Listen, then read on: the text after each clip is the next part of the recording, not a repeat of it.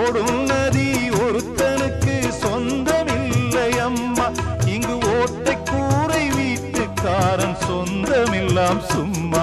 இங்கு ஓட்டை கூரை வீட்டுக்காரன் சொந்தமில்லாம் சும்மா. ஆத்துக்கு பக்கம் ஆத்துக்கு பக்கம் ஆத்து சுரக்கிற ஊத்துக்கு பக்கம் யாரோ வச்ச தென்ன இது நம்பி இருக்குது மண்ண. இது தானாக வளர்ந்த மரம் பாரம்மா. ஒரு தாயாரு தந்தை யாரு கூறம்மா.